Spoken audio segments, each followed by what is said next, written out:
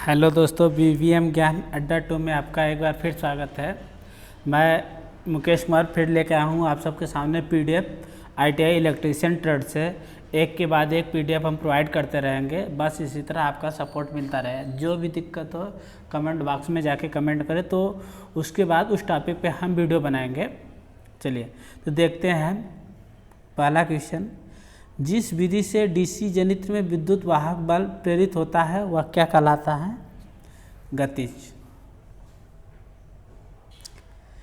DC जनित्र का कार्य सिद्धांत क्या है? DC जनित्र का कार्य सिद्धांत फैराडे के विद्युत चुंबकीय प्रेरण नियम पर आधारित है। किसी चुंबक में विद्युत वाहक बल प्रेरित होने के लिए क्या आवश्यक है? गतिमान चुंबकीय फ्लक्स एवं गतिमान चालक। यदि आर्मेचर को स्लिप रिंग से जोड़ दिया जाए तो आउटपुट क्या होगा? अल्टरनेटिंग धारा। कम क्षमता वाली DC मशीनों की योग किसकी बनाई जाती है? जो कम क्षमता की DC मशीन होते हैं उनका योग कास्ट आयरन का बनाया जाता है। कम्यूटेटर सेगमेंट के मध्य प्रयोग किए जाने वाला अचालक पदार्थ किसका बना होता है? अभ्रक का। आर्मेचर कोर को लैमिनेटेड बनाने का क्या कारण है? एडी करंट छत के मान को कम करना। चुंबकीय फ्लक्स के एक समान वितरण के लिए आर्मेचर के चारों ओर क्या स्थापित करना चाहिए? पोल शूज स्थापित करना चाहिए। सामान्यतः आर्मेचर प्रतिरोध का मान कितना होता है? 1 ओम। किसी जनित्र में लैप वाइंडिंग स्थापित करने का क्या कारण है? अधिक धारा व कम वोल्टेज प्राप्त करना। 4 पोल वाले सिंप्लेक्स लैप वाउंड जनित्र में समांतर पथों की संख्या कितनी होगी? 4। किसी जनित्र के ब्रशेस का वोल्टेज ड्रॉप कब बढ़ेगा? जब लोड धारा बढ़ेगी।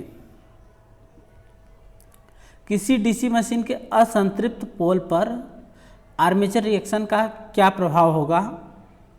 क्रॉस चुंबकन। किसी DC जनित्र में प्रयुक्त इंटरपोल की ध्रुवता क्या होगी? घूर्णन दिशा में आगामी पोल की ध्रुवता के समान। DC जनित्र में इंटरपोल का संयोजन क्यों किया जाता है? आर्मेचर के सीरीज में। बड़ी DC मशीन का योग किस पदार्थ का बना होता है? कास्ट स्टील का। DC जनित्र की दक्षता कितनी होती है? 85% से 95% तक। DC जनित्र में अंतः ध्रुव किस कारण से दिए जाते हैं? कम्यूटेटर खंड में चिंगारी को घटाने के लिए। किसी जनित्र की घूर्णन दिशा परिवर्तित करने का क्या प्रभाव होगा? धारा प्रवाह की दिशा परिवर्तित हो जाएगी।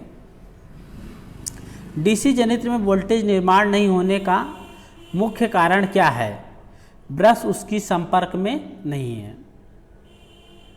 लगातार कार्य करने वाले DC जनित्र के इंसुलेशन प्रतिरोध का मान कम होने का क्या कारण है? लगातार कार्य करने वाले DC जनित्र के इंसुलेशन प्रतिरोध का मान कम होने का क्या कारण है? आर्मेचर तथा रॉकर आर्म पर कार्बन चूड़ का जमा हो जाना।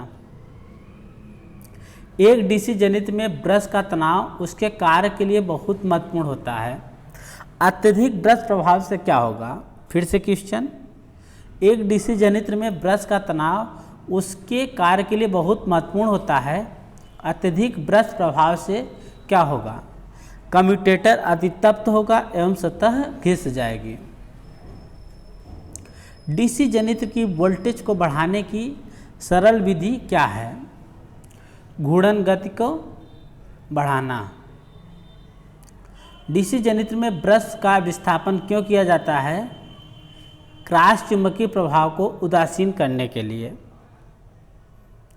DC जनित्र में उच्चतम दक्षता के कौन सी शर्त लागू होती है? परिवर्तनीय क्षति बराबर नियत क्षति। डीसी जनित्र में कम्यूटेटर पर लगे ब्रशों का अपनी ज्यामिति उदासीन स्थिति से बदलने का मुख्य उद्देश्य क्या है? फिर से रिपीट क्वेश्चन। डीसी जनित्र में कम्यूटेटर पर लगे ब्रशों का अपनी ज्यामिति उदासीन स्थिति से बदलने का मुख्य उद्देश्य क्या है? स्पार्किंग की रोकथाम के लिए। फ्लेमिंग के बाएं हाथ का नियम किसके लिए होता है? प्रेरित विद्युत वाहक बल की दिशा ज्ञात करने के लिए। कम्यूटेटर सेगमेंट में लगाई गई तांबे की पत्तियां का आकार कैसा होता है? वी आकार का। डीसी जनित्र में ब्रश पर लचीले कॉपर पिक टेल लगाने का क्या उद्देश्य होता है? धारा को ब्रश होल्डर तक पहुंचाने के लिए। किसी शंट जनित्र के द्वारा पर्याप्त विद्युत वाहक बल उत्पन्न करने के लिए शंट फील्ड सर्किट का प्रतिरोध क्या होता है? फिर से क्वेश्चन। किसी शंट जनित्र के द्वारा पर्याप्त विद्युत वाहक बल उत्पन्न करने के लिए शंट फील्ड सर्किट का प्रतिरोध क्या होता है? क्रिटिकल प्रतिरोध से कम होना चाहिए। कौन सा जनित्र बिना अवशिष्ट चुंबकत्व के भी विद्युत वाहक बल उत्पन्न कर सकता है? पृथक उत्तेजित जनित्र। स्थिर वोल्टेज बैटरी चार्जिंग विधि के लिए कौन सी जनित्र उपयुक्त होता है? शंट जनित्र। किसी डीसी जनित्र के आर्मेचर में अधिकतम विद्युत वाहक बल कब उत्पन्न होगा? जब फ्लक्स काटने में परिवर्तन की दर अधिकतम होगी। किस प्रकार का डीसी जनित्र अचर वोल्टेज जनित्र कहलाता है? डीसी शंट जनित्र। डीसी जनित्र में बाह्य अभिलक्षण किसके तुल्य होता है? चुंबकीय अभिलक्षण माइनस आर्मेचर प्रतिक्रिया minus ohmic drop. Level compound जनित्र में अर्ध फुल लोड पर टर्मिनल वोल्टेज क्या होगी? नो लोड वोल्टेज से अधिक। समांतर प्रचालन के लिए कौन सा जनित्र अधिक उपयुक्त होता है? शंट जनित्र। शंट जनित्र की टर्मिनल वोल्टेज में कमी किसके कारण होती है? आर्मेचर प्रतिरोध के। किसी जनित्र में विद्युत चुंबकत्व टार्क एवं गति विपरीत दिशा में होती है? किस जनित्र में विद्युत चुंबकत्व टार्क एवं गति विपरीत दिशा में होती है? शंट जनित्र में। डीसी शंट जनित्र के बाहरी अभिलक्षण किसके बीच के संबंध को दर्शाते हैं? टर्मिनल वोल्टेज के सापेक्ष भार धारा को। किसी डीसी शंट जनित्र की दक्षता उच्च होती है, क्यों? क्योंकि आर्मेचर ताम्र क्षति नियतांक क्षति के बराबर होता है। एक डिफरेंशियल कंपाउंड डीसी जनरेटर में ओवर कंपाउंड के कनेक्शन बदलने के लिए क्या बदलने पड़ेंगे? आर्मेचर।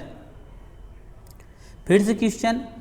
एक डिफरेंशियल कंपाउंड डीसी जनरेटर या जनित्र में ओवर कंपाउंड के कनेक्शन बदलने के लिए क्या बदलने पड़ेंगे? आर्मेचर। शंट जनित्र में फील्ड धारा का मान बढ़ने से क्या होगा? प्रेरित विद्युत वाहक बल का मान तीव्रता से बढ़ जाएगा। उच्चतम दक्षता प्राप्त करने के लिए डीसी जनित्र में ब्रशों को कहाँ रखना चाहिए? चुंबक की उदासीन अक्ष पर या मन्ने पर। लगातार कार्य करने वाले डीसी जनित्र के इंसुलेशन प्रतिरोध का मान कम होने का क्या कारण है? लगातार कार्य करने वाले डीसी जनित्र के इंसुलेशन प्रतिरोध का मान कम होने का क्या कारण है? आर्मेचर तथा राकर आर्म पर कार्बन चूर्ण जमा हो जाना। डीसी जनित्र में कौन सी क्षति लोड के साथ परिवर्तित होती रहती है? ताम्र क्षति।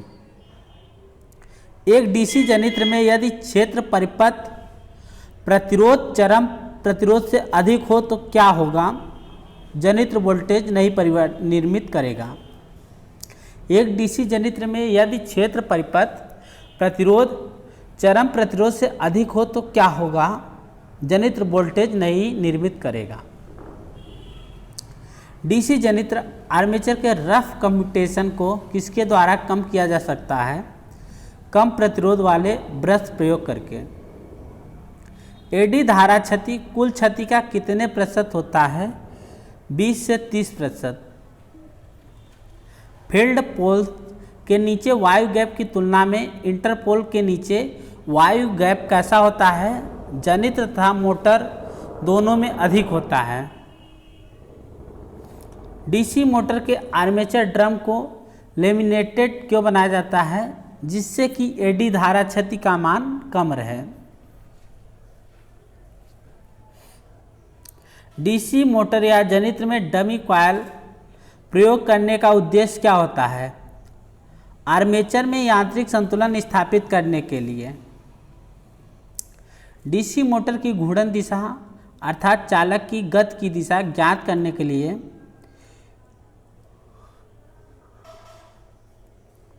कौन सा नियम प्रयोग किया जाता है?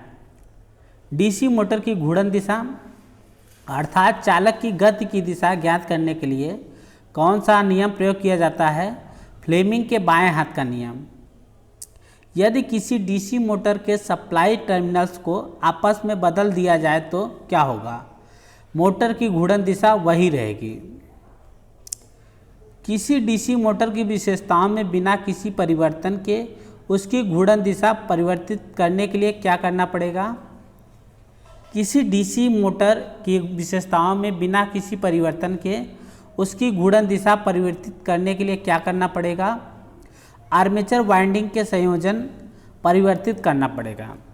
तो दोस्तों यहाँ तक वीडियो देखने के लिए और समझने के लिए कम से कम एक लाइक तो बनता है। स्टार्टिंग के समय किसी डीसी मोटर में विरोधित विद्युत वाहक बल का मान क्या होता है? 0। डीसी मोटर का स्टार्टिंग प्रतिरोध सामान्यतः कैसा होता है? लगभग 1 ओम से 10 ओम तक। एक रेल इंजन का दूषित मोटर बदलना है तो किस प्रकार के मोटर का चयन करना चाहिए?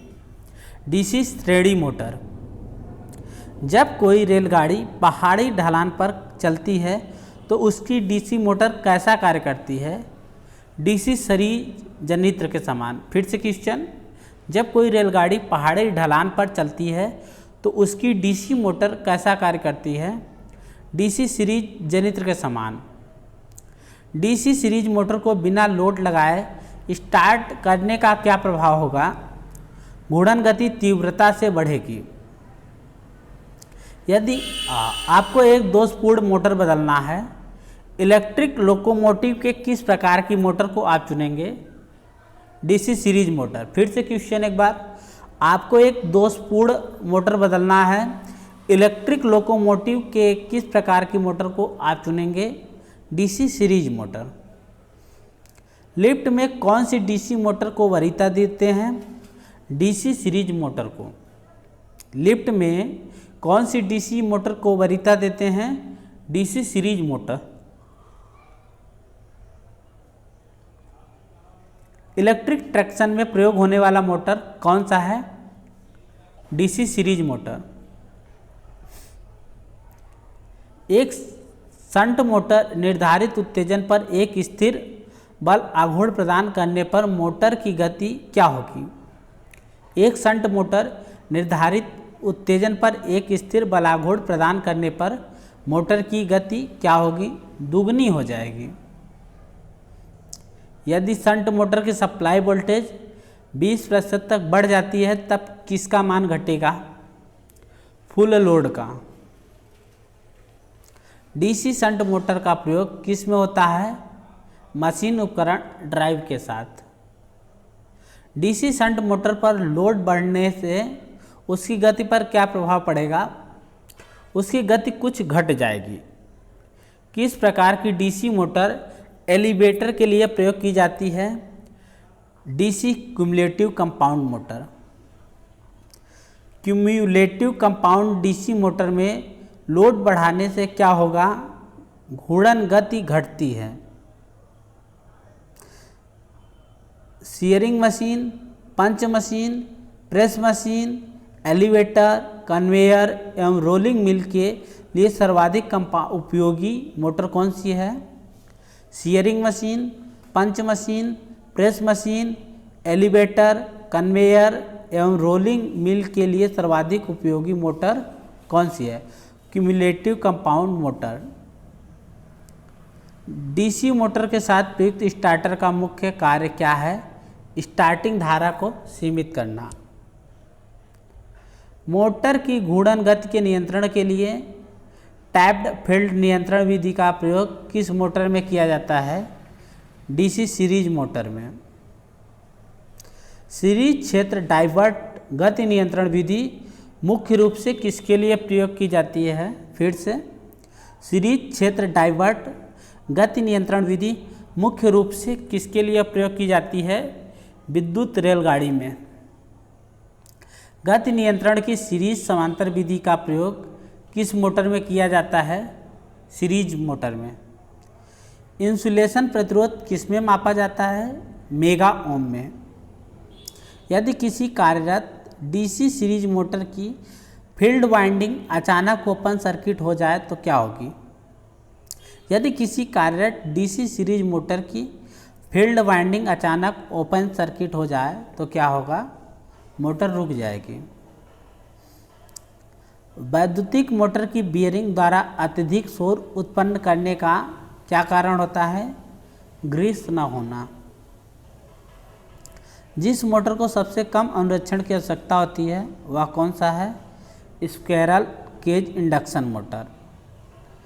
3 phase squirrel cage induction motor की रनिंग घूर्णन गति कैसी होती है? तुल्यकालिक गति से कम। स्लिप रिंग प्रेरण मोटर की रोटर कुंडलन को प्रतिरोधक से जोड़ने का उद्देश्य क्या होता है? स्लिप रिंग प्रेरण मोटर की रोटर कुंडलन को इस प्रतिरोधक से जोड़ने का उद्देश्य क्या होता है? स्टार्टिंग धारा को सीमित करके स्टार्टिंग घुमाव बल को बढ़ाना। एक 4 ध्रुवीय एसी मशीन में कुल विद्युत डिग्री किसके बराबर होगी? 720 डिग्री।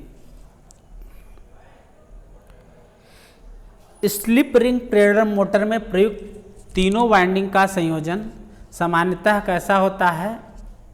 स्टार संयोजन में। एक स्क्विरल केज इंडक्शन मोटर के रोटर में से यदि 2 रोटर खुले छोड़ दिए जाएं तो क्या होगा? एक स्क्विरल केज इंडक्शन मोटर के रोटर में से यदि 2 रोटर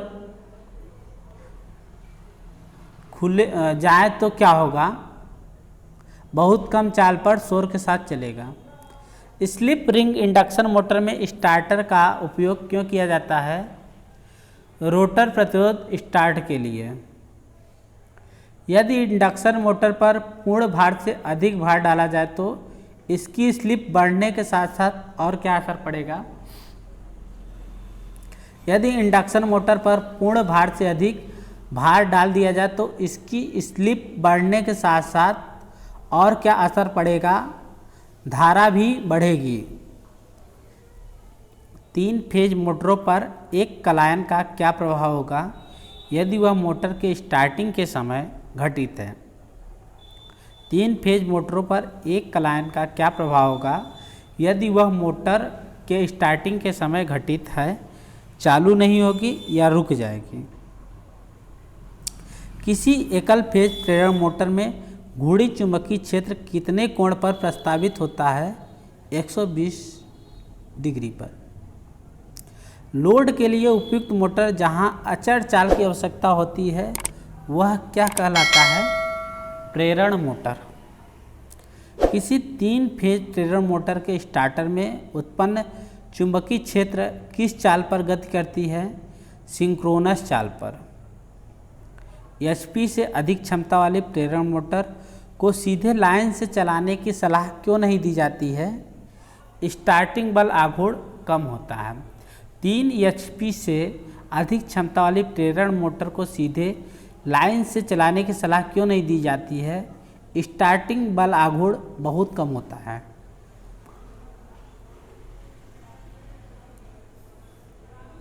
कॉन्ट्रैक्टर किसके द्वारा प्रचलित होता है? चुंबकीय कुंडली के द्वारा। कम क्षमता वाले इंडक्शन मोटर के लिए कौन सा स्टार्टर प्रयोग किया जाता है? DOL starter. कॉन्टैक्टर के मुख्य संयोजक की तुलना में सहायक संयोजक कैसी धारा वहन करते हैं? निम्न धारा। चुंबकीय ओवरलोड रिले की तुलना में ऊष्मीय ओवरलोड रिले क्या होता है? अधिक धीमी होती है। जब एक 3 फेज इंडक्शन मोटर को DOL स्टार्टर से चालू किया जाता है तो प्रारंभिक धारा कैसी होगी? पूर्ण लोड धारा की 5 से 7 गुनी। DOL स्टार्टर द्वारा चालू किए गए 3 फेज इंडक्शन मोटर में शॉर्ट सर्किट करंट को किससे बचाया जाता है? DOL स्टार्टर द्वारा चालू किए गए 3 फेज इंडक्शन मोटर में शॉर्ट सर्किट करंट को किससे बचाया जाता है? ओवरलोड रिले के द्वारा। हस्तचलित स्टार डेल्टा स्टार्टर में स्टार्ट बटन कनेक्शन किसके सीरीज में होता है? 9 वोल्ट कॉइल के। जब 3 फेज मोटर के रोटर को रोककर परीक्षण किया जाता है तो कैसी सप्लाई दी जाती है? सप्लाई वोल्टेज की 10%। जब 3 फेज मोटर के रोटर को रोककर परीक्षण किया जाता है तो कैसी सप्लाई दी जाती है? सप्लाई वोल्टेज की 10%। श्रेणी H अचालक पदार्थों का अधिकतम सुरक्षित तापमान कितना होता है? 180 डिग्री सेल्सियस। लेथराइट किस श्रेणी का अचालक पदार्थ है? श्रेणी E। आर्मेचर वाइंडिंग में वेज किसकी बनाई जाती है? बांस से। आर्मेचर वाइंडिंग में वेब किसकी बनाई जाती है? बांस से। कॉइल का वह भाग जो स्लॉट से बाहर रहता है क्या कहलाता है? असक्रिय भाग। डबल लेयर वाइंडिंग में स्लॉट की संख्या कितनी होती है? कम्यूटेटर सेगमेंट के बराबर। फुल पिच वाइंडिंग में पिच फैक्टर क्या होता है? 1। मल्टीप्लेक्स वाइंडिंग में ब्रश का संपर्क एक समय में कितने सेगमेंट से होता है? 1। रेट्रोग्रेसिव वाइंडिंग में कम्यूटेटर पिच का मान क्या होता है? 1। DC मशीनों में आर्मेचर वाइंडिंग कहाँ लपेटी जाती है? स्टेटर पर बने बंद प्लाटों पर। जब लैप आर्मेचर वाइंडिंग में बैक पिच का मान किस संख्या में होना चाहिए? लैप आर्मेचर वाइंडिंग में बैक पिच का मान किस संख्या में होना चाहिए? विषम संख्या में। मीट्रिक प्रणाली में SE तांबे के तार का आकार किसमें व्यक्त किया जाता है? व्यास मिमी में। तो दोस्तों यहाँ तक आने के लिए आपका बहुत बहुत धन्यवाद। आप इतना दूर तक आए हैं तो कम से कम लाइक बटन दबाना ना भूलें। अगर अच्छा लगे तो आप शेयर भी कर सकते हैं, ये आपके ऊपर डिपेंड करता है। आपकी इच्छा हो तो आप चैनल को सब्सक्राइब करें या ना करें, लेकिन लाइक का बटन दबाना ना भूलें। हम इसी तरह आपके लिए PDF लाते रहेंगे। धन्यवाद।